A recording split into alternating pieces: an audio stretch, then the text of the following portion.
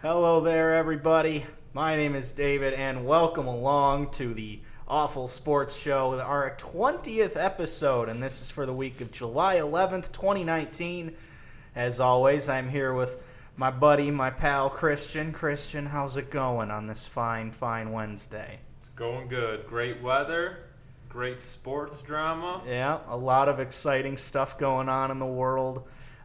It's been a good week or so, and we've been away for a week, and that's allowed us to let the sports world take hold, let the chips fall where they may, and then we can pick them up and discuss them and throw them at each other if we do please. We'll talk briefly about the Women's World Cup, perhaps Wimbledon at the end of the show. Mainly, though, today we're going to talk about the MLB All-Star Game / Home Run Derby. We'll talk about UFC 239, which happened this past weekend. But first, Christian, the NBA offseason has delivered in the promise of insanity that it was promising in the lead up to this summer. It all got going on July 1st, I believe. Am I correct on that? I think it was July 1st when free agency really started. Officially, yeah, I think so. Obviously, with the Raptors winning the title, that was not enough to keep Kawhi Leonard in Toronto. I'm going to have a lot of numbers and stats and not necessarily stats, but numbers and figures. They are all courtesy of Spotrac.com. That's a website I go to find contract information, things of that nature. It's a great website if you're interested in that businessy kind of sports. Businessy kind of side of sports is what I meant to say there. So let's just start with Kawhi Leonard. Kawhi Leonard is going to L.A., but he's not playing for the Lakers, Christian, is he? Not repping the purple and gold. No, he is instead wearing the red, white, and blue, I suppose, of the Los Angeles Clippers, the other team, if you will, same in L.A. arena, but yeah. Yeah, I hate that's so stupid that they share an arena. Yeah. I really think the Clippers should play in like San Diego because they don't have a basketball team. Yeah. All they have is a historically shit baseball team, and they don't even have their football team anymore, even though they should have their football team. The Chargers never should have left. However, Kawhi is a Clipper and playing for the LA Clippers, of course, and he also managed to get a buddy there in Paul George from the Oklahoma City Thunder. Christian, you like the Thunder.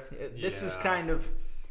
It seems like the Thunder are taking a step back and realizing that it's not going to happen with Paul George and Russell Westbrook, as they're not your favorite team, but you enjoy watching them, and I know you have for a long time. Yeah. So as someone who it's kind of like me with the Winnipeg Jets, how does it feel as someone who likes the Thunder at the knowledge of Paul George leaving, Russ Westbrook potentially leaving, which we'll get to shortly, them kind of taking a step back and reassessing their situation and potentially rebuilding? Well, I think the way it came about was very shocking because Paul George seemed perfectly content. He chose to sign. He just re-signed last year, I think. There was so much rumors, and he said that he wanted to go to the Lakers when he was with Indiana. He gets traded to Oklahoma City, so everybody's assuming when his contract is up, he's going to the Lakers to play with LeBron. But of course, he meshes well with Westbrook, and at the time, Carmelo.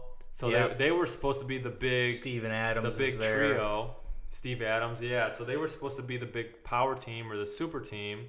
And be one of them anyway. Everyone knew the Warriors are there, the Rockets are there, but what were they, like a 6 seed, and they got knocked out by Portland this year? I think a lot of people with the likes of Westbrook, with the likes of Paul George, some of the other dudes they have around there like Steven Adams, like I mentioned, it seemed that they were a team that could be capable of achieving more than they actually did. Yeah. I mean, if you put that team in the playoffs 5 times, one of those 5 times they could win a championship. But I'm not going to argue against that. Maybe 5 years ago with Russell Westbrook. I don't know about now. But. It just never materialized. So, they either keep trying to force something that isn't working, or they just completely reset. And like I said, the way it came about, because everybody thought Paul George was happy, he was staying, and the fact that I think there's more to it. I think it was more Kawhi orchestrating this. That's what I've heard too. I heard that it was Kawhi told the Clippers, he said, "Hey, I'm there, but if you got to go out and get somebody else." Yeah. So No, he specifically said, "Get him." Oh, get get me. Paul George. Yeah. I thought he was just saying get somebody. And there's levels to this alone because there was a rumor that the Toronto Raptors almost got Westbrook and Paul George trying to keep Kawhi.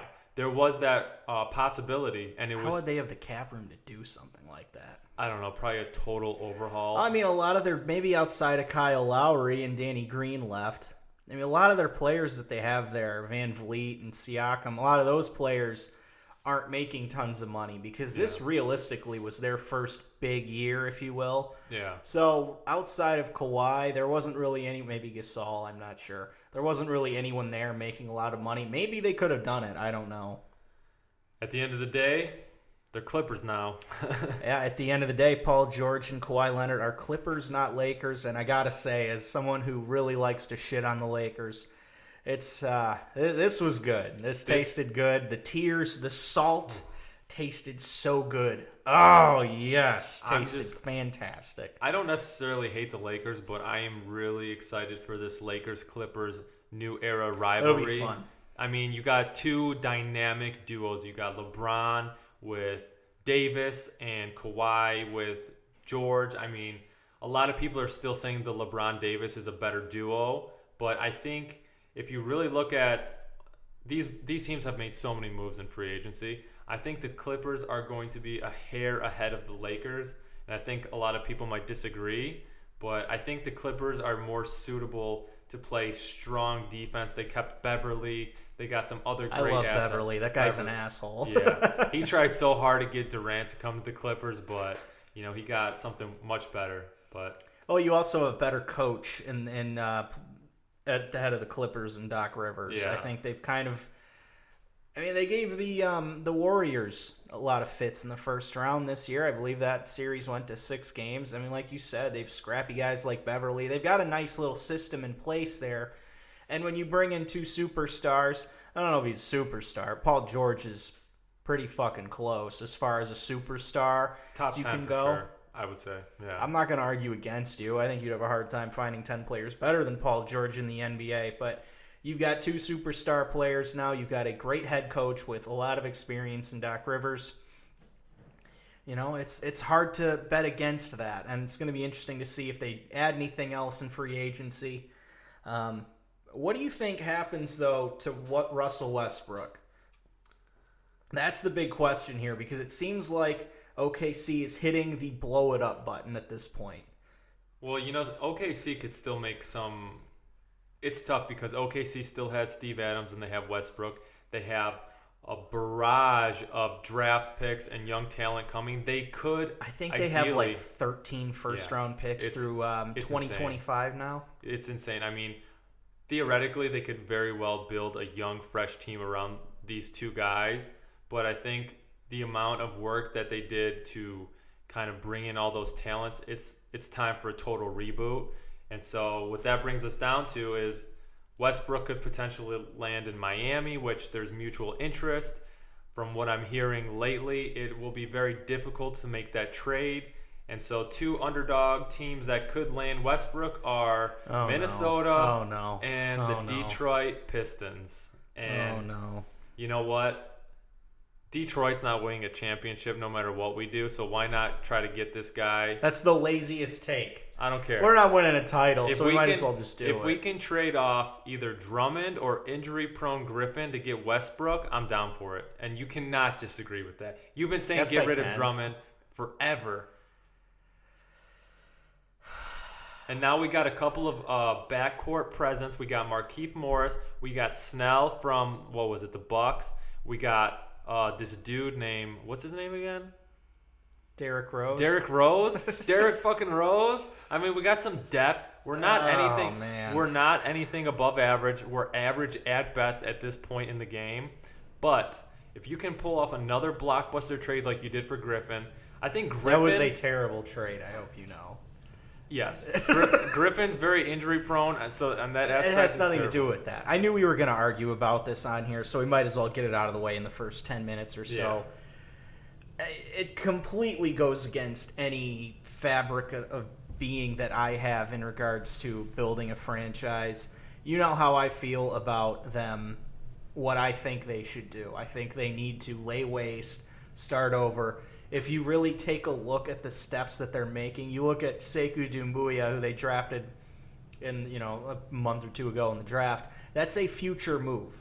Yeah. It's not something that seemed to me that Stefanski and Malik Rose and everybody in the front office of the Pistons is thinking about the future, not now.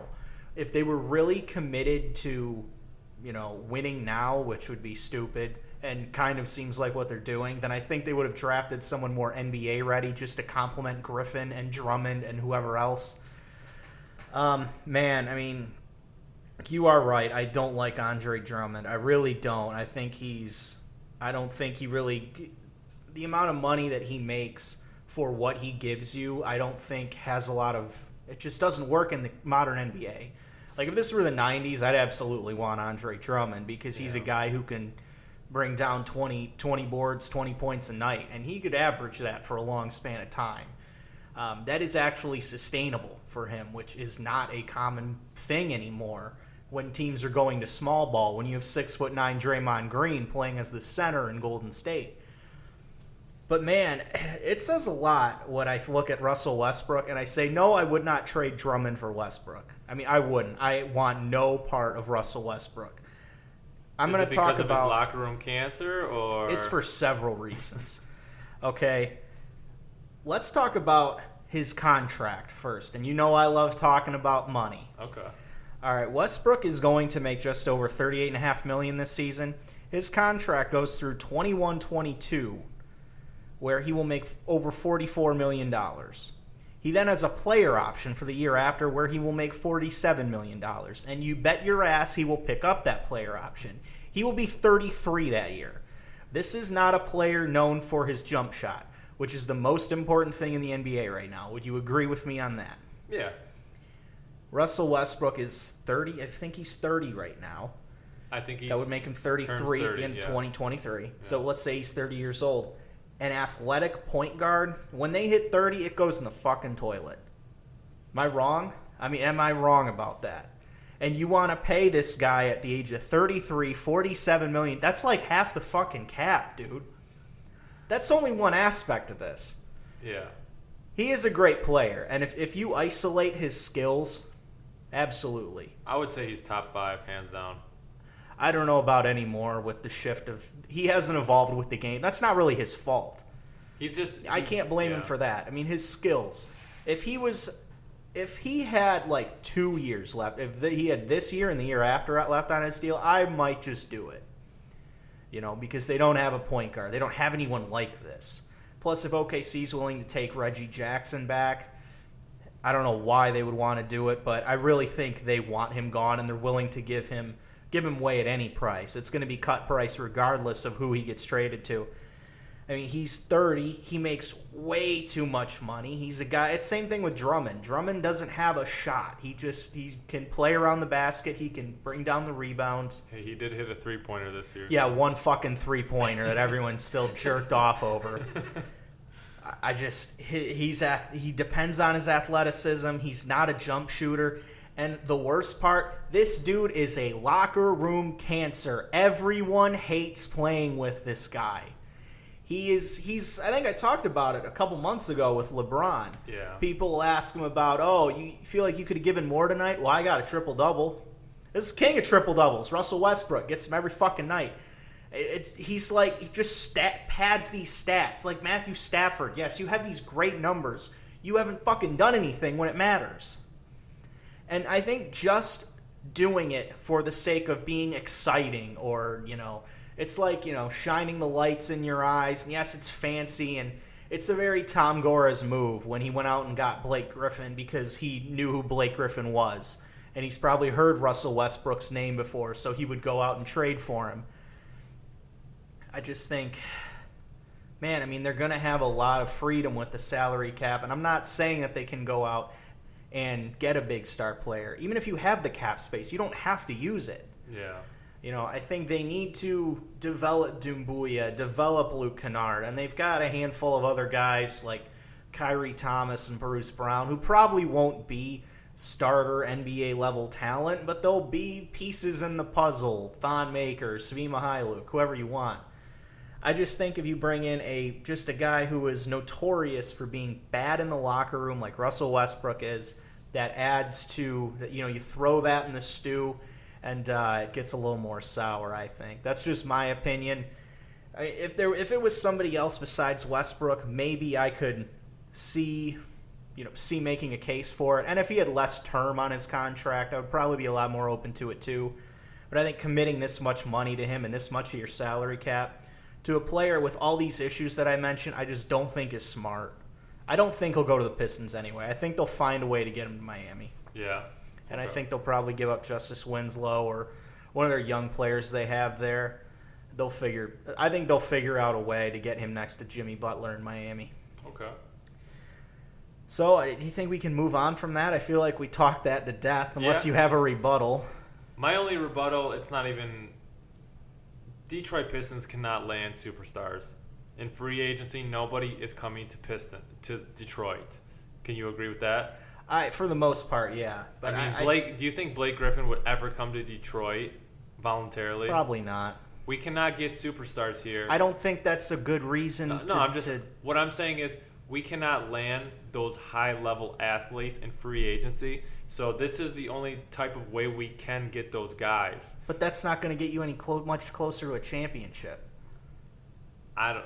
Maybe this year and next year they could be like a 4. At the very highest, they could be a 4. You got to look at the shift. You got to look at the next couple of years when you're having when you're bringing Doumbouya in, when you're bringing in younger players. The second rounder, the Euro stash player that they drafted in the second round this year, I don't remember his name. I think he's Greek. When you look at the big picture, you're going to go however many years down the line. You still have Russell Westbrook when he's fallen off of a cliff. I mean, it might look good for a year or two, but down the line, I feel like you're hurting yourself more than you're helping your cause. I think that the thing you brought up, that star players don't come here. Look at Indiana. Why would anyone go play at Indianapolis? Why would anyone go play for the Utah Jazz? They've got Mike Conley. Yeah, everyone talks. They've got Mike Conley. They got Donovan Mitchell. Yeah, that's what they say. They would never get Mike Conley. They would never have gotten Mike Conley. And as a team like Detroit, like the Jazz, like the Pacers, you have to figure out a different way of doing things. And I think if you draft a few players, like say, I don't think Luke Kennard will ever be a world beater, but I think he will be a decent player, a serviceable 2 in the NBA. You look at Doumbouya, maybe he'll become a decent piece to the puzzle. And then maybe in 2 years, when you have a couple of interesting players around there, and they'll probably give Drummond a supermax deal, which I don't like that, but it is what it is. Let's just, that's regardless of that. You might have someone say, hey, this team's a little interesting. Maybe the Pistons can trade for a superstar and bring him in for a playoff run, similar to how the Raptors did it with Kawhi. True. I think that's the only way the Pistons are going to get a championship, and that's what I'm interested in. Well, I'm not really interested in making the playoffs as a 6 seed and getting knocked out, which I think for the first 2 years, let's say Westbrook comes to Detroit. I think this year and next year, I think he'll be all right and will kind of look sort of like he has in the past year or two, and then I think after that is when it'll all go haywire. Regardless of Westbrook, I don't see us doing any championship level achievements with the front office and ownership we have. That's why I was saying get Westbrook to make it exciting for the fans, because as long as Tom Gores is our owner, we are not winning shit. That's a stupid reason to get Westbrook, though. I'm just saying, hey man, if we're not going to win it because we got a fucking hippie as a owner that doesn't know shit about basketball and wants to make douchey moves just because of his fucking ego. Yeah. I mean, why not make it exciting for the short term? Because regardless, I just don't think we're going to agree on it. I have faith in I don't think Stefanski's a bad GM. I think Gores is the problem. I think Gores needs to sell, but you know what? Let's move on because we can keep going. Yeah, okay. Let's move on because we talked about that for far too long. Kevin Durant makes his move to Brooklyn official. He'll wear the number 7, involved in a sign and trade deal with the Golden State Warriors. He is on a 4-year contract worth a little more than $164 million. Danny Green and DeMarcus Cousins go to the Lakers to complement Anthony Davis and LeBron. You called Boogie going to the Lakers, I think, several times. Coming. Yeah. Not surprising there. Danny Green, a 2-year, $30 million deal. DeMarcus Cousins signs a 1-year deal worth a measly $3.5 million. That sucks. I don't get he keeps taking these short-term deals because he's injury prone or whatever. But hey, man, he's a great player. Worth every bit of that 3.5. I think if you get 50 games out of him and he plays how he can, I think that's absolutely worth $3.5 million. Yeah. As I previously alluded to earlier, Jimmy Butler joins the Miami Heat after the retirement of Dwayne Wade last season. He signs a 4-year deal worth over $140 million. D'Angelo Russell joins the Golden State Warriors, involved in a sign and trade deal with the Brooklyn Nets, signed to a 4-year deal worth $117,325,500. He's not staying long. He's got a 4-year deal. Yeah, they'll trade him. You think they'll trade him? He even said, he's like, I don't know how long I'll be here, but I'm going to enjoy every minute of it. Hey, maybe they will, maybe they won't. We'll see. Kemba Walker is a Boston Celtic. Will wear the number 8. Ugh. Don't like this? Don't like this? I don't like that. I don't like that at one bit. Why not? Boston is in no shape right now. And Kemba is such a strong player in this day and age of basketball. He's very Michael Jordan-esque.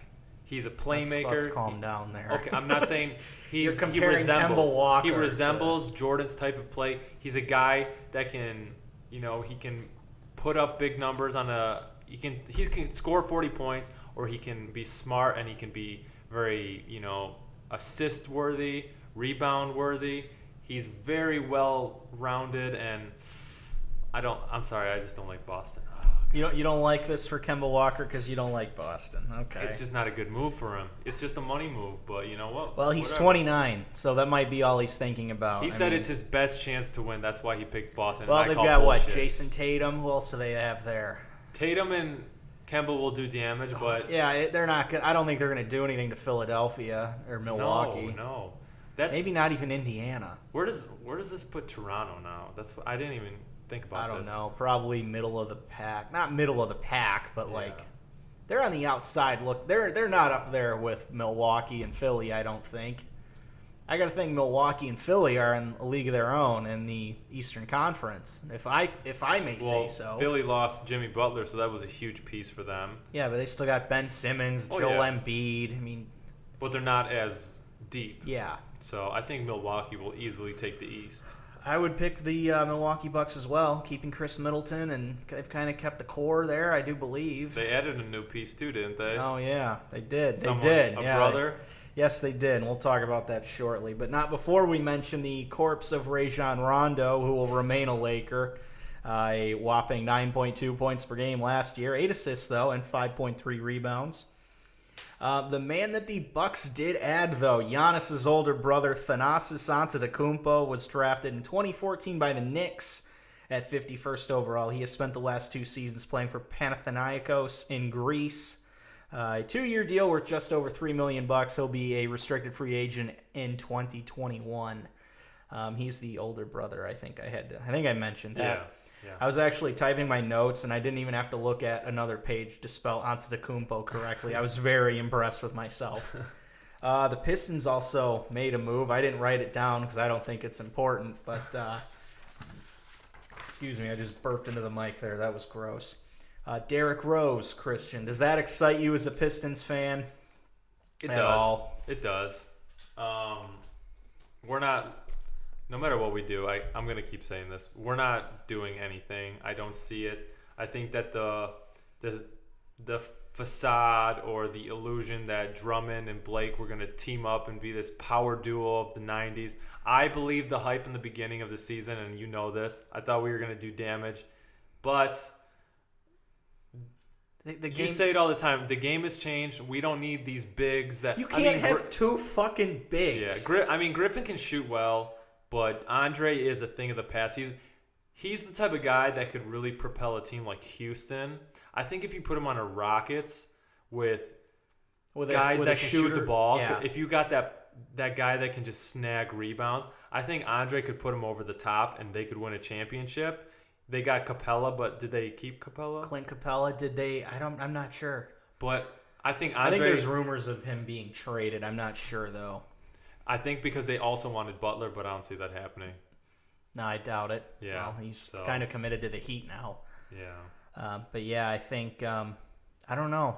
The problem with Drummond is he makes way too much money. We're gonna keep getting into this. I don't know. But yeah, great move on Derrick Rose. That's all I'm saying is that he couldn't go to a team that has big shooters because they wouldn't have the money for him. So let's move on. There. We've talked for 25 fucking minutes about the basketball offseason, which I kind of expected. Let's talk about the UFC, shall we? UFC 239 was this past Saturday. The headliner, John Jones, arguably the greatest mixed martial artist of all time. Christian will probably tell you that's not true. Right? Am I right? You don't like him. He has a lot of flaws. It's not easy to like this guy. No, I'm not really a fan anymore. I used to be. I used to love watching him fight, and then he kind of turned into a giant dickhead. He's had some moments where you want to like root for him. And then he has moments where it's like, come on, dude. Like, why are you doing blow? Why are you hitting pregnant women with your car? Yeah. But he retains his title, arguably one of the closest fights he has ever been in against Thiago Santos. He retains his title via split decision. All three judges scored this one 48-47. Two of them scored it in favor of the champion, and one scored it in the favor of the challenger. So, I don't think he's ever lost by a decision like that before. I mean, the closest he's come to losing, I remember Vitor Belfort almost armbarred him when they fought.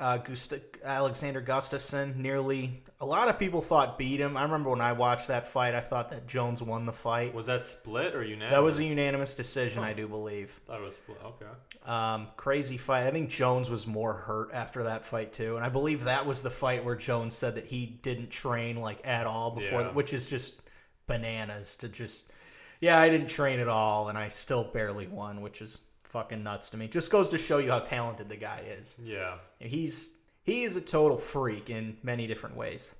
Amanda Nunes retains the women's bantamweight title by TKOing Holly Holm. Holly Holm was finished with a head kick and punches in this fight.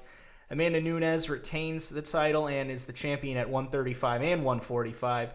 Holly Holm is only 2-5 since her historic highlight reel head kick knockout of Ronda Rousey. And after the fight, Dana White briefly discussed the possibility of Holly retiring.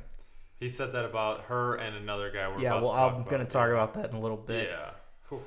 What do you think about is this time for Holly Holm to move on? Amanda Nunes, I remember when I was really into MMA, was not necessarily a top flight fighter, and she's kind of grown into that. Yeah. So I don't think losing to the best female fighter in the world is really grounds for being forced to retire. I mean, what do you think about that? No, I mean, my take on it is the fact that Holly Holm has never backed away from a big fight. Every fight she takes is like against one of the best. She's never just taken like a up and coming fight. She's always fighting champ-worthy competitors. So, she's lost, but you know what? Who has she lost to? She's lost to Amanda Nunes. She's lost to Shevchenko, I think. Yeah, I mean, champ-worthy opponents. Was beating Miesha Tate until she got choked out. Yeah, so I'd say give it another run, but it's tough. Yeah, I mean, I think she is almost 40. Yeah. But you got to wonder how much more damage can you really take before it comes sad and harmful to your health. It's always harmful to your health, but even more harmful to your health than it would be usually. Before this fight, a very historic moment, and I see you smiling because you knew it was coming. Jorge Masvidal and Ben Askren fought in a highly anticipated welterweight clash. lot of bad blood here. Did you see Jorge Masvidal? Street Jesus. Joe Rogan's podcast talking about how he just wanted to fucking kill this guy. He was going to give him the 3-piece and the biscuit, man. Oh, he gave him the 3-piece and the biscuit. Jorge Masvidal needs 5 seconds. 1, 2, 3, 4, 5 seconds to dispose of previously undefeated Ben Askren. Masvidal just stormed at him, landed a flying knee, knocked him out cold, and then gave him a few more shots to the dome there just to make sure it was over. Even though Askren's arms were totally stiff, Masvidal knew the guy's a fucking killer. If you saw that his previous fight against Lawler, you're not letting anything go. You're punching this motherfucker till the referee is throwing himself on I think you. Masvidal would have just, if you didn't jump on him right away, he probably would have just wailed on his unconscious corpse at that point. I watched the post-fight interview or the post-presser, yeah, and a reporter came out right away and was like, do you think those 2 shots after were necessary? He's like, super necessary. He's like, if I saw him at Whole Foods, I'd slap him up still. It's fucking fighting, man. I hate all the people that come out and... This is a fucking fight. He said it... This is the problem. Yeah. These damn kids, No, I'm just kidding. But it's fucking fighting. Yeah, he said it This best. is the most barbaric sport there is, really. Mainstream sport, anyway. I think Masvidal said it best in his post-fight interview. He mentioned, my job as a fighter or as my job in general is to go out there and punch the guy in the face until the referee pulls me away from him. So that's what I did. That's what fighting is. You can't just stop because, he went down. Your job is to go out there and fight until you're not supposed to fight anymore. So, if we get into this argument of, well, you knew he was out, you knew this, you knew that, you know what? If you watched Ben Askren's previous fight, he was out. But he came back to right away. So you go out there and you keep executing your job until the referee tells you otherwise. So no bad blood or no late shots on my end. I mean, I think he did exactly what he's supposed to. Yeah, and like I said, these guys really wanted to fight. Masvidal fucking hates this guy. Ben Askren is such a troll, though. Like, yeah, I he love talks him, but a lot he's of such shit. a troll online. Like, I'm not really a Ben Askren fan. I kind of appreciate the trolling, and I don't think he's smarter than what you could give him credit for. Like, if you hear him talk on Joe Rogan, I keep bringing up Joe Rogan, but I heard him on there kind of talk about wrestling and MMA, and he's pretty well-spoken, articulate dude. Yeah. A great wrestler. Probably the best wrestler that's ever competed full-time in MMA as far as I'm concerned. But he talks a lot of shit. And I guess I think they met up at behind the scenes at an event or something, and Askren was kind of trying to be all buddy-buddy, and Masvidal, he doesn't play that. I mean, I'm talking shit to you, and that's how I really am. I'm not doing it to sell pay-per-views. I'm doing it because I'm actually pissed at you. He's real shit. He's real. He's real as fuck. Gangster. Yeah. But yeah, crazy KO. Is this the knockout of the year? I mean, I would say so. Hands down. It's going to be really tough to beat this. I mean, it's not just the fact that he kneed him in the face so quickly. If you watch a moment before the fight, he kind of tricked Ben Askren into thinking he was not going to take a quick approach. He kind of like side turns him, and he puts his arms behind his back, if I believe, kind of like, I'm waiting for you to come at me. And he hesitates very briefly at the start of the fight. He doesn't just run right at him. He hesitates. Yeah. And that hesitation is what I think timed it out perfectly. And what's crazy is I saw a behind-the-scenes thing on the UFC Embedded or whatever it was, and 10 hours before the fight, I saw Masvidal training for that specific thing. Him in the cage by himself, shadow boxing, and him executing this time and time again. So he knew it was going to land. I don't know if you ever seen it. This was a long time ago. Do you remember James Irvin? The name sounds really Yeah, familiar. he fought at 185, I think 205, I believe. I believe he was fighting Terry Martin. This was a long-ass time ago. Terry Martin was a shorter dude, shorter, stocky wrestler guy. He pretty much just laid on James Irvin the whole first round. And then the second round starts, Irvin just runs at him and throws a flying knee. It looked a lot like this fight. Yeah. That's the first thing I thought of. Because the wrestler's he knew that he was going to shoot in on him. He knew that he was going to try and take him down because that's what he did the whole first round. So Irvin throws a flying knee, puts him out cold. Ben Askren, if you watch any of his fights, there's no glove tap. It's a lot like Chael Sonnen used to fight. It's just hands up, comes straight at you, starts throwing, tries to clinch up with you, and takes you down. Yeah. Every fucking fight, he does the exact same thing to start the fight. So he thinks he's like, I'm gonna shoot on this guy, get him on his ass, and Masvidal just lands the knee of the year, if you will, upside the dome of Ben Askren. So a very hard to top knockout there in the middle fight on the main card. And if he doesn't get that title shot next, then who else is going to get it? There's like 4 fucking champions at 170, it seems like. Masvidal's been getting screwed the last 2 fights pretty much. Like, if he doesn't get a title shot after this, people need to start fucking, like, going on strike or something because it's bullshit. Masvidal would be the sweetest fucking UFC champion ever. But you know my Tony Ferguson conspiracy. Oh, yeah. You know, he's trying to keep him away from all their big guys. Maybe the same thing with Masvidal. You he can't goes keep out him away. Yeah, you can't do it forever. He's knocked out everybody worthy, but yeah. Let's move on. Jan Blachowicz knocks out Luke Rockhold in the second round of their bout. Dana White called for Luke Rockhold to retire after the event, citing Rockhold suffering a broken jaw for the second time in his career and his modeling deal with Ralph Lauren, which if I had a modeling deal with Ralph Lauren, I would never be stepping into a cage ever. He still has one? That's what I read. I thought that was back when he was relevant, but okay. Are you reading magazines or anything? I mean, I didn't know. Like, you're not going to come across it's a Ralph Lauren 2019. I didn't know magazines still existed, really. Maybe. I don't know. God. He's also lost 3 of his last 4 fights. Kind of in the same thing with Holly Holm. A few of those losses were, 2 of those losses were in title fights, Bisping and Romero. And this one, I don't remember who he beat. I don't remember who the win was in those last 4 fights. Who, Luke Rockhold? Yeah. It's not important. It was the Weidman. No, that was before that. Okay, I don't know. I don't remember. It doesn't matter. Who cares? Michael Chiesa dominates UFC cockroach Diego Sanchez in their opener on the main card. He's a cockroach because why is Diego Sanchez still fighting, and why is he in the UFC? Holy fuck. All 3 judges scored this bout 30-26 in favor of Chiesa, the former Ultimate Fighter winner. I almost said the former Ultimate Fighter winner, but Diego Sanchez also won the Ultimate Fighter once upon a time. Chiesa was taking part in his second fight at welterweight, 170 pounds, after submitting Carlos Condit in April. That made me sad because I didn't know Carlos Condit lost that fight. I didn't even know that he ever even fought Chiesa. Yeah, me neither. That makes me sad. Condit just keeps losing. I think he's on a 3 or 4 fight losing streak at this point.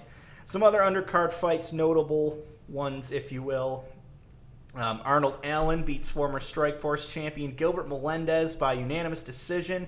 Melendez has not won since his epic clash with Diego Sanchez in 2013. And That's it has crazy. 5 straight losses, one of those being I believe it's the guillotine choke loss to Anthony Pettis for the title. Allen is now 15-1 in his career. Ecuadorian Marlon Vera submits Nohelene Hernandez, I hope that pronounced that right, with a rear naked choke in round 2. Claudia Gadelia defeats Ronda Marcos by unanimous decision. Chinese bantamweight Yadong Song earns Performance of the Night honors with his KO of Alejandro Perez. And Edmund Shabazian defeats Englishman Jack Marshman on what I used to affectionately know as the Facebook portion of the card when they aired fights on Facebook, like those first 2 or 3 fights of the card. Shabazian only needed 72 seconds to submit Jack Marshman with a rear naked choke, Christian. So we'll move on from the UFC and we'll talk about the Major League Baseball All-Star Game. Christian, did you catch any of this? I did catch some of the All-Star Game, not the Home Run Derby, though. I'm dying over here. All right, well, we'll get right into the Home Run Derby here. By the way, our All-Star teams that we made, a lot of mine were starters. You know what? I think it was like 6 or 7 of my starting lineup was there. I didn't count George Springer. And I didn't include Alex Bregman just because I wanted to be different, I suppose. Yeah. But obviously, I think you had maybe 1 or 2 that you actually picked. Charlie Blackmon, I know you picked him, and he was in the All-Star game. Thanks to you, Yelich. Yeah, Christian Yelich. Let's talk about the home run derby, though, first. And if you've listened to us before, you know that when it comes to the All-Star festivities, I'm not totally into the All-Star games. As far as hockey goes, I used to love watching the Skills Challenge. The dunk contest for the NBA was always my favorite part of All-Star Weekend. And it's kind of the same here. I like the home run derby. The format's different these days, but I'll talk about it as we go through each round. So we'll talk about the first round first, second round, and then on and on and on. Jock Peterson and Alec Bregman met in the first round. Two guys that have competed in the home run derby before. Jock Peterson ends up hitting 17 home runs before the 30-second period. That's a bonus if you hit 2 or more home runs over 440 feet. You get an extra 30 seconds to hit more dingers. So he ends up with 21 at the end of his first round. Alex Bregman hit 16, which is not bad. However, not good enough to beat the LA Dodgers. So Peterson moves on. Vlad Guerrero Jr., who was there, despite a lot of people not really believing he deserves it since he only has 8 home runs this year and he's 20 and not an all-star. Vlad proved he belonged there, though. God damn, did he ever. They better put him in every single home run derby here on out. Yeah, because he seems like he's perfect for this, the way he hits the ball. He just starts out hitting bombs. He hit a 476-foot homer. He was almost hitting him off the scoreboard at Progressive Field and left there. He ended up with 24 home runs before the bonus round. He said before that he wanted to get to 30 home runs in a round, which is absurd. He ended up with 29 at the end of the first round. Just barely missed it. And Matt Chapman, who was the replacement for Christian Yelich, then had to follow that ridiculously Herculean effort. And he only puts up 13. Obviously came nowhere close. Yeah. Vlad Guerrero Jr. hits more than twice as many home runs than Matt Chapman in that first round. I think he would have smacked up Yelich, too. I don't think it would have mattered who was there. If you add up the distance of Vlad Guerrero's home runs, it would span 2.3 miles in this round. Wow. I read that, I believe, on CBS Sports. Besides that, other first-round matchups, Josh Bell and Ronald Acuna Jr. Acuna hits 25 in his first round. Josh Bell hits 18, so Acuna moves on. Acuna was quite impressive. He was hitting him to the opposite field. He was just wherever. Center field, he didn't give a shit. I'm going to hit him everywhere.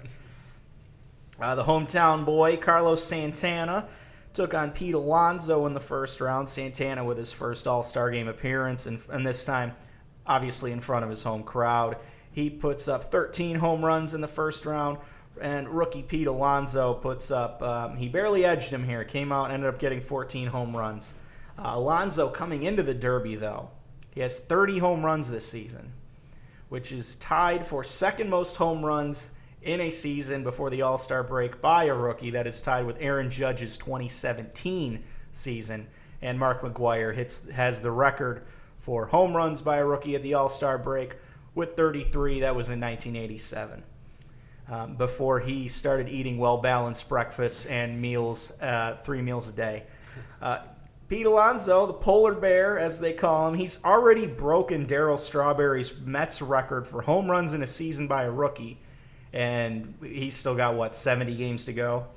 Yeah. He moves on to the semifinals. The semifinals, the big story here was the battle between Vlad Guerrero and Jock Peterson. Vlad Guerrero Jr. and Jock Peterson of the Dodgers. Vlad Jr. hits 29 home runs in the semifinals, comes up just short of 30. His buzzer-beating hit came up just short of leaving the park. Jock Peterson ends up with 29 at the end of his first round. That goes to a 1-minute playoff since they tied. Vlad Guerrero hits 8 home runs. Jock Peterson hits 8 home runs. And then this went to a 3-swing playoff where you get 3 swings to hit as many as you can. They both end up hitting 1, and then they do that again. Vlad hits 2 home runs, and he was super pumped. He's yelling and getting into it, and he'd hit a ball, and then he'd be yelling at it, and he was so pumped about it. Jock hits 1 out on his first swing, and then that was it. So Vlad ends up beating, I believe it was, what would that be? That was 40-39 in that second round. Vlad had 69 home runs at the end of his 2 rounds. Nice. The other semifinals between Ronald Acuna Jr. and Pete Alonso. Acuna hits 19. Pete the Polar Bear finishes with 20. He hit the last home run right at the end of the round. Didn't end up needing that 30-second bonus. So the final, Vlad Guerrero Jr. and Pete Alonso. Vlad was looking a little fatigued, a little tired because Big boy. he hit 69 home runs and however many that didn't leave the park. I mean, I think Pete Alonso was conserving himself a bit more. I also think Alonso didn't, because Vlad seemed to be going first in these because they had like seedings. Vlad was 8. Okay. So Alonso had the advantage of waiting until being the second guy. So therefore, he would just have to win by 1, and then he wouldn't have to hit several more just to add on to his total. Vlad, even though he was tired, he still hit 22 in the final round and 2 of them in the bonus round. Vlad Guerrero Jr. hit 91 home runs total in this evening. That is more than the Tigers have hit as a team so far this year, as well as the Royals and the Marlins and I believe one other team. Pete Alonso, though, gets 23. He doesn't need the bonus round to beat Vlad Jr., and this is probably the only thing a New York Met will win all year. Zing! Let's talk about the All-Star game, Chris. Yeah. Before the game started, there was a very nice moment of silence. Yes, in honor of Tyler Skaggs, the deceased LA Angels pitcher. They did have a moment of silence for him. I believe he passed away last Monday. I really liked Mike Trout wearing 45, which was the number that Tyler Skaggs wore when he played. I thought that was pretty cool that they let him do that. Very sad that this happened. Not the first time Angels have dealt with something like this. No, I mean, I looked on Wikipedia. 9 or 10 years back? Yeah, I can't remember who that was. But they had, just look up like the deaths of active MLB All-Star players on Wikipedia. It's alarming how many there have been. The obvious and most famous one, notably in the past several years, is Jose Fernandez from the Marlins. Yeah. Kind of with his crashing the boat, that whole thing that went down. And there's the guy from the Royals whose name escapes me right now. I believe was in a car accident. Ventura? Ventura, that's correct. I mean, if you look it up, it's surprising how many there's been that this has happened to. And they don't know what happened with Tyler yet. But it was very nice of them to pay tribute. And I thought it was really cool that Trout wore 45. All right, so the All-Star game. The starting pitchers here, Justin Verlander starts for the American League, and as I picked in my All-Star roster, he was my starting pitcher too.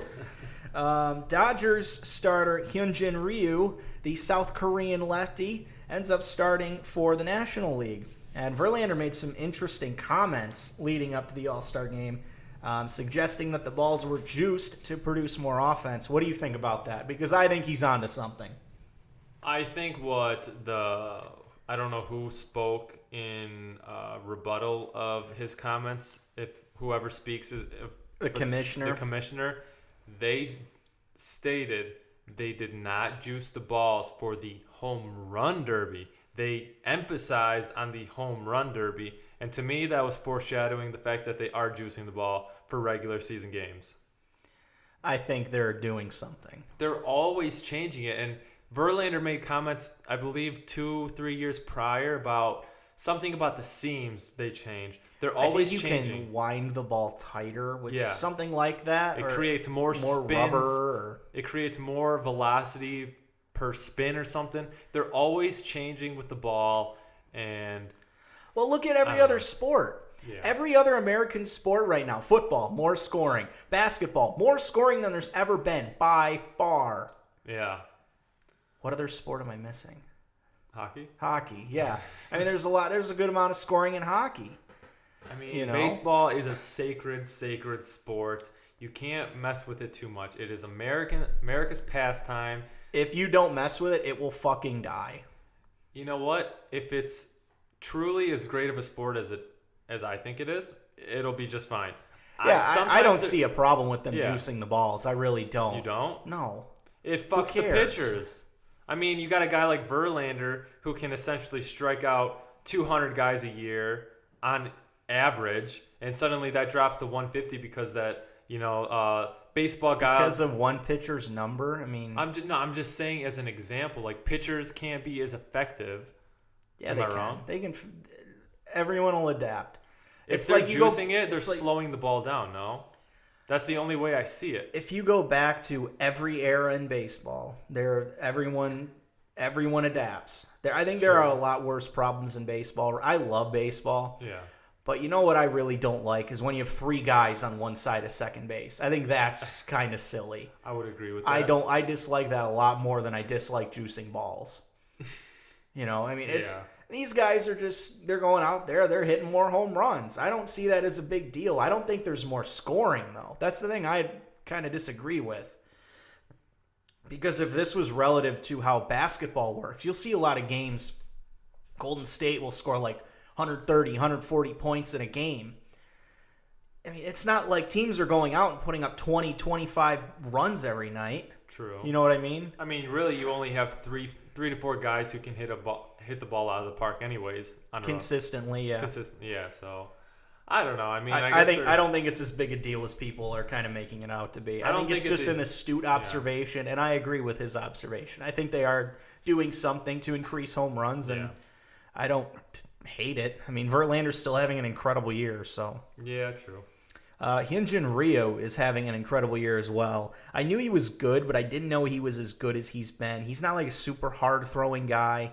Just goes out there. He's got a real good arsenal of pitches, good changeup, curve, breaking ball. He is 10-2 this year with a spectacular 1.73 ERA, whip of .908, 99 strikeouts. He has walked 10 people in 17 starts this year, which is bonkers, if you ask me. Wow. In the whole game, though, Alex Cora's American League team wins 4-3, as they usually do. Yankees' Masahiro Tanaka is credited with the win. Clayton Kershaw credited with the loss. Aroldis Chapman comes away with the save. Chapman struck out the side in the 9th inning. Mets' Pete Alonso drove in 2 runs, and Charlie Blackmon's solo home run drove in the other for the NL. Michael Brantley, Jorge Polanco, and Joey Gallo drove in runs for the American League. Joey Gallo hit a home run in the 7th inning. And Indians pitcher Shane Bieber is named the MVP of the game. He struck out the side in the 5th inning. I don't know why they picked a pitcher as the MVP, but there wasn't tons of offense, so I guess they had to pick somebody. And the guy that you said didn't deserve the spot? Who was that? Shane Green? Shane Green? No, I said he deserved a spot. Oh, you did? I you said you don't that like the rule of every team having a player. I think even if that didn't exist, Shane Green would absolutely deserve to be in the game, and he ended up having a 1-2-3 inning, I do believe. I don't think he struck anyone out, walked nobody, no one got on base. No.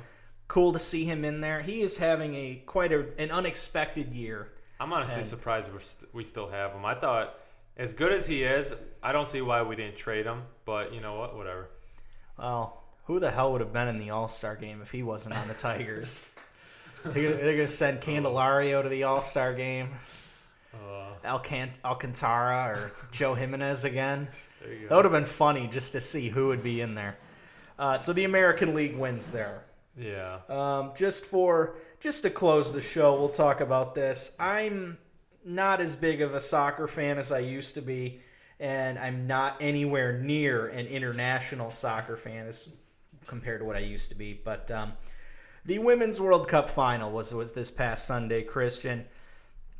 The day before the final, though, England lose in the 3rd place game, just as England always does. The England women are quite similar to the English men. They ended up getting 4th place. And Sweden takes 3rd place. They beat them in that game. But the U.S. would play the Netherlands in the final. Megan Rapinoe's 61st minute penalty and Rose Lavelle's finish in the 69th minute propel the U.S. women to their 4th World Cup title. The excellent performance from Dutch goalkeeper Sari van Veenendaal was not enough to keep the Netherlands' hopes alive in pursuit of their first Women's World Cup. They did come into the tournament with a lot of momentum, though. They won the 2017 Euros, the Women's Euros. I can't remember the wording for that tournament. I just called it the Euros. Yeah. And you know which one I was talking about. Megan Rapinoe was awarded the Golden Ball as the tournament's best player. She was far and away the most polarizing player in this tournament due to her spats with the president and decision to not sing the national anthem. Yeah. A lot of political stuff going on here. General thoughts on the tournament. I mean, you didn't watch any of this, did you, Christian? I mean, No. you don't really like soccer all that much, is to begin with. I mean, I watch men's FIFA, but not Like this. Italy. Yeah, I don't watch women's. Sorry. Yeah, okay. Some general thoughts, though, on the tournament, though. I mean, this was the most successful tournament they've had so far. Oh, for sure. Yeah. I mean, you weren't really hearing as much about this before the previous one, 2015. That was when I really started to see a lot more people interested in this, and even more so in 2019. It was successful despite they were playing in horrific heat in France, too. They were the hosts, obviously. Just the weather was terrible. It was super hot. I know some of these games they would play like really late at night just so they didn't have to play in the middle of the day. Yeah. I gotta say though, I'm really fucking sick of political outlets covering soccer and acting like they know everything about it. I mean, that drives me insane. I mean, I kind of follow the business of sport and all these sorts of things. I mean, there's so much that goes into this with the pay thing and so on and so forth. I mean, I don't know how you feel about it. I feel like I can't really get on either side. Yeah. Because it's tough. it's just such an argument, and I don't think it's as cut and dry as a lot of people like to make it out to be. There's been a lot of calling for the women to receive equal pay with the men, which for a long time I thought they were talking about the World Cup. Now, what I'm starting to hear now is that their gripe is with the U.S. Soccer Federation and not FIFA.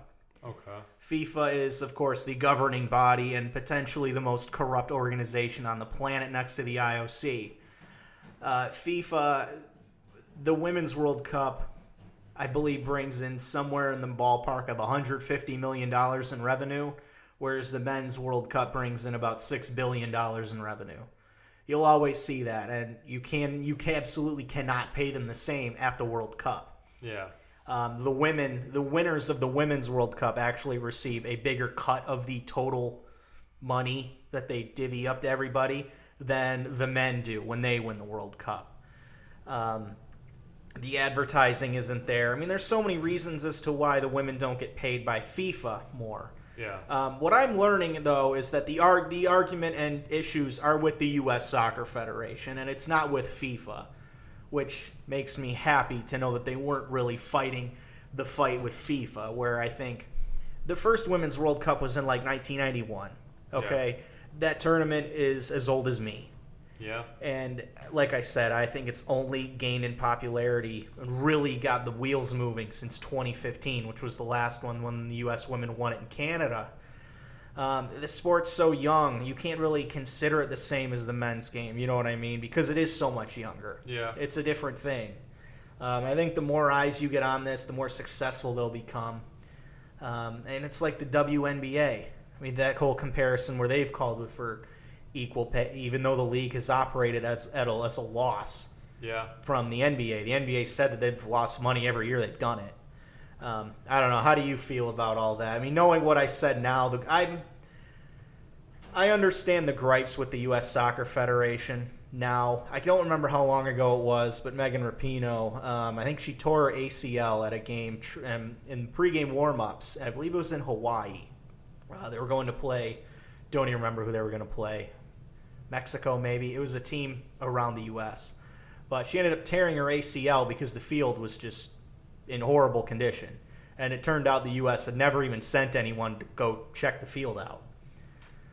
I mean, you can't have shit like that happening. Yeah. You know? I mean, I'm sure there's been plenty of instances, but as far as like paying them on equal scale, I just don't see it from a business standpoint. Now, obviously, from an ethical standpoint, you would want to say equal pay, but it's all about the business, profit margins, advertising dollars. I think that's what a lot of it is the advertising. And as a man, it sounds sexist or biased for us to say this, but at the end of the day, if Company A is making more money, they're going to pay their guys more money than Company B. I also think you're thinking more about the FIFA World Cup. I get what you're saying. Because I think what they're talking about for these matches, I think they're talking about games that the U.S. Soccer Federation puts on. I don't think they're talking about, and this is where I get confused. Yeah. Because I think they know that they're never going to get the amount of money that the men make on a global scale for the the FIFA World Cup. Yeah. Right? Because there's so much more sponsorship dollars. And I think if they can get that sponsorship, the way it is now, I really don't care if they pay them the same. Like, if they paid them all $10 million a game, it doesn't affect me at all. I have so many problems with the U.S. Soccer Federation and the way that they do things in this country. Personally, I don't think the men's team deserves to get paid a dime. They haven't shown heart, in my opinion, since the 2014 World Cup. I think ever since then they've looked like absolute garbage. There was a picture that came out, I believe, in World Cup qualifying. I don't remember which player it was, but there was a picture of a player that was out in some article somewhere of a trainer picking up a player and carrying him over a puddle. I mean, this just goes to show you the entitled jackasses that are playing on the U.S. national team now. I mean, they can barely beat a team like Curacao. Yeah. And it's just, they're not the same as they were in 2010, 2009 when they beat Spain and nearly won the Confederations Cup, 2010 when they rallied to beat Algeria at the World Cup in South Africa, 2014, they should have beaten Portugal. They should have beaten Cristiano Ronaldo's Portugal if it wasn't for Varela scoring in the final minutes of that game to tie the game up. I mean, it's a team that just showed so much passion, and I don't see that from that men's team, so fuck it. I don't think they get deserve. It's a bunch of dudes with tattoos that grew up rich, and their parents could all afford to get them the best training and all that bullshit. But yeah, I just think, like I said, I hate seeing political media outlets talking about something that they know nothing about. That was really my only point with the Women's World Cup. I mean, obviously, I think it's really impressive that the U.S. women continue to be as successful as they are, because you probably remember back in like 1999 when Mia Hamm was playing. Yeah. That they were really good. Yeah. They were beating everybody. But with all things, the world catches up. Yeah. And you're starting to see France now has a good team. Sweden now has a good team. England has a good team now, which they never had before. Canada has a good team. Germany, they're always great at soccer. So, I mean, the world is catching them, but not quite catching them enough. And I think that's pretty impressive. And some of these other women that have been there for a long time, like Carly Lloyd, I mean, Alex Morgan's been there. A few of the other ones, Sauerbrunn. I mean, there's a whole bunch of other players that never get talked about that they've been there forever. Just wanted to mention that, though. Hopefully you don't think we're sexist pieces of shit now. But if you do, that's fine, and I don't really give a fuck. I feel like I put up a pretty even, detailed argument there. Yeah. Christian, do you want to talk about Wimbledon at all, or do you want to leave that for next week? All I want to say is Federer versus Nadal Friday in the semifinals. Oh boy. And if you have been following the podcast, you know that I lost a tiny little wager going with Federer over Nadal. Wager. Well, guess what? On Friday, I make my money back, motherfucker. So what are the odds there? I didn't check it out yet, but Federer's probably favored, so we'll see. You think Federer will be favored? On grass? Oh, hell yeah. I think Federer will win it. All right. Well, you won't make your money back because Federer will be the favorite. We'll see. All right. Well, Keep you posted. And what about what's her name? 15-year-old Coco Gauff. Coco Gauff, 15-year-old getting to round four. I believe she lost to Simona Halep. Am I correct in that? I believe that's correct. I believe I lost $20. Did you? I said, fuck you, man. Let the Cinderella story continue. But yeah. Oh, you bet on $20 on her beating Halep, 6-1 odds. So. Oh wow. Worth it. Yeah, that's good value, I guess, considering the way she was playing. But she beat Venus Williams. Yeah. That really propelled her into the kind of the stardom. You know, kind of, and Naomi Osaka, I believe, lost really early on in this tournament too. Yeah, this was a very wacky tournament. Yeah, a lot of early upsets. Coco Gauff, 15 years old. Are you familiar with Jennifer Capriati? I don't remember. no. She played a long time ago. I believe she was around that age. She had real, like, shitty, manipulative parents, I think, too, which kind of led her down a dark road of fuckery, if I'm not mistaken. Oh. I think she might have been even younger than Coco Gauff when she kind of rose to prominence. But that will definitely be on the podcast next week. We will wrap up Wimbledon since it ends this weekend. Yeah. Anything else you want to briefly talk about here? We're at 1:05. I think we touched a lot of bases, no pun intended, on this podcast. Yeah, I can't think of anything. Yeah, I can't think of anything either. Livingston, free agent. Golden State waived Livingston. Okay, So don't hold a third point guard for the Pistons. Yeah, Great. third. Bring him on. Jesus Christ. Come on. Formula One is at Silverstone this weekend. I think IndyCar is in Toronto. Yeah.